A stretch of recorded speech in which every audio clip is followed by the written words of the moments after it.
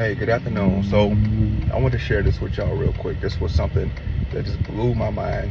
So on Wednesday I was fasting, and this was last week I was fasting.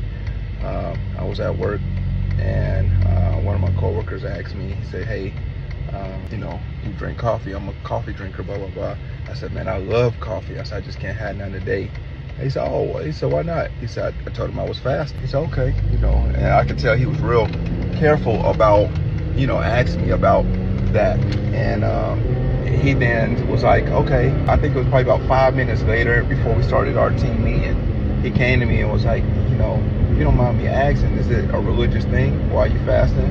And I said, yeah, it is, And he said, okay. It's like almost like he understood at that moment. So the next day we met at the Keurig again and get some coffee. And I saw I could get me some coffee today.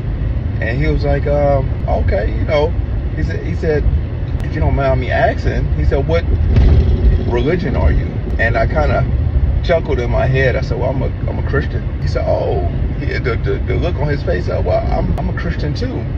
He said, I just never heard of fasting before. I just never heard of that, like that before. And it just blew my mind completely away. I was like, oh my gosh, it blew my mind away. But in that moment, the Lord told me, this is why teaching is important. So, I kind of just started talking to him about it. And I said, you know what? I said, well, the Lord led me into fasting to help strengthen my flesh. I told her, I said, fasting is what separates you from Christ.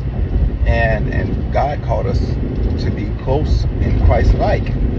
I said, see, naturally, we want to do things that go against what God called us to do. Naturally, we want to party. Naturally, we want to get high. Naturally, we want to have sex. Naturally, we want to be evil. I ain't gonna say evil, but we experience jealousy, emotions. All these different things happen, when the Lord called us to love our neighbor as we love ourselves.